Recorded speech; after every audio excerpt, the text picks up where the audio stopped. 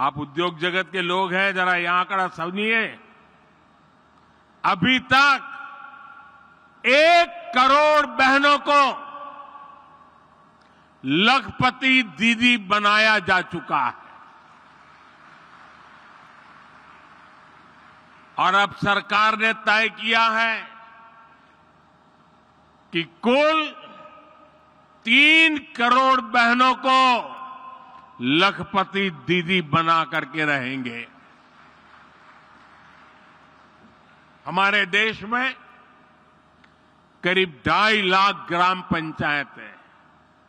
आप कल्पना कीजिए कि 3 करोड़ लखपति दीदी बनने से हर ग्राम पंचायत में खरीद शक्ति कितनी बढ़ेगी।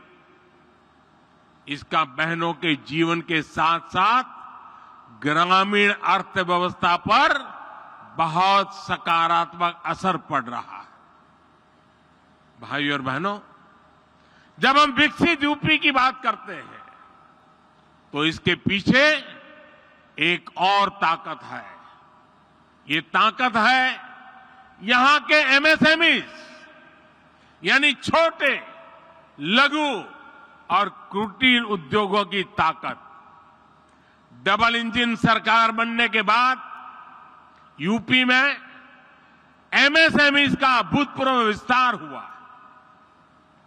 यहां एमएसएमई को हजारों करोड़ रुपए की मदद दी गई है। ये जो डिफेंस कॉरिडोर बन रहा है, जो नए इकोनॉमिक कॉरिडोर बन रहे हैं, इनसे भी एमएसएमई को बहुत लाभ होगा। साथियों, यूपी के करीब करीब हर जिले में कुटीर उद्योगों की एक पुरानी परंपरा है। कहीं ताले बनते हैं, कहीं पीतल की कारीगरी है, कहीं कालीन बनते हैं, कहीं चूड़ियां बनती हैं, कहीं मिट्टी की कलाकारी होती है, कहीं चिकनकारी का काम होता है। इस परंपरा को हम वन डिस्ट्रिक्ट वन प्रोडक्ट, एक जिला एक उत्पाद योजना से सशक्त कर रहे हैं। आज रेलवे स्टेशनों पर भी देखेंगे कि एक जिला एक उत्पाद योजना को कैसे प्रोत्साहित किया जा रहा है, प्रचारित किया जा रहा है। अब तो हम 13,000 करोड़ रुपए की पीएम विश्वकर्मा योजना लेकर भी आए हैं। ये योजना यूपी में परंपरागत रूप से हस्तशिल्प से जुड़े लाखों विश्वकर्मा परिवारों को आधुनिकता से जोड़ेगा। उन्हें अपना कारोबार बढ़ाने के लिए बैंकों से सस्ता और बिना गारंटी का ऋण दिलाने में मदद करेगी। भाइयों और बहनों, हमारी सरकार कैसे काम करती है, इसकी झलक आपको खिलौने बनाने वाले सेक्टर में भी मिलेगी।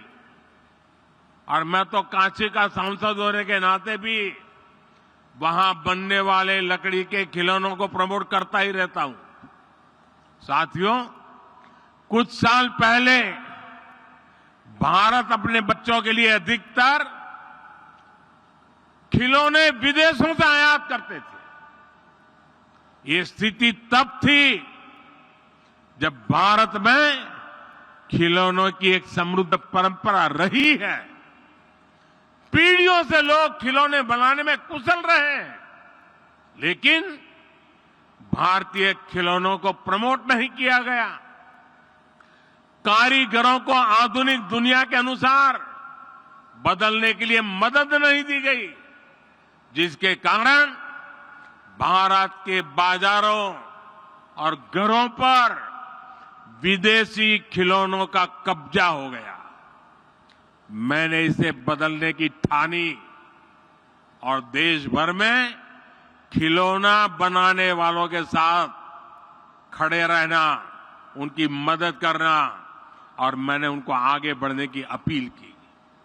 आज स्थिति ये है कि हमारा इंपोर्ट, हमारा आयात बहुत कम हो गया है और खिलौनों का निर्यात कई गुना बढ़ गया है।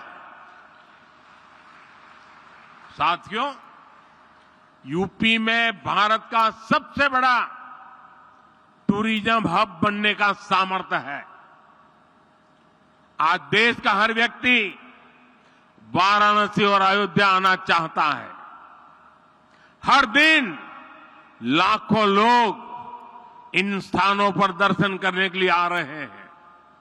इसके कारण यहां यूपी में छोटे उद्यमियों के लिए, एयरलाइंस कंपनियों के लिए, होटल रेस्टोरेंट वालों के लिए अभूतपूर्व अवसर बन रहे हैं।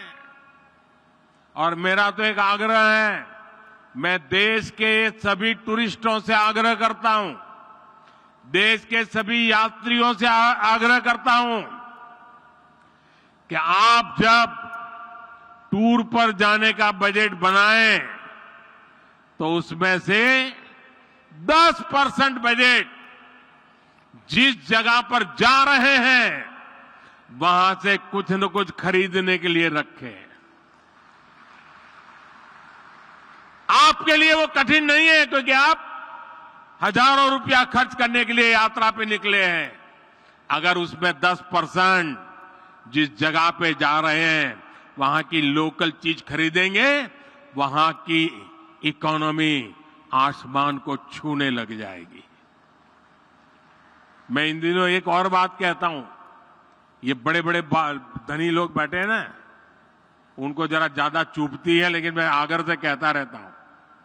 आजकल दुर्भाग्य से देश में फैशन चल पड़ी है, अमीरी का मतलब होता है विदेशों में जाओ, बच्चों की शादी विदेशों में करो। इतना बड़ा देश, क्या आपके बच्चे हिंदुस्तान में शादी नहीं कर सकते?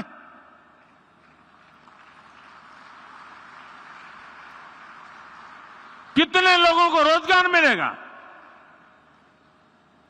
और जब से मैंने शुरू किया है मेड इन इंडिया, मुझे चिट्ठियां आ रही है, साहब हमने पैसा जमा कराया था, विदेश शादी करने वाले थे, लेकिन आपने कहा कैंसिल कर दिया है, अब हिंदुस्तान में शादी करेंगे।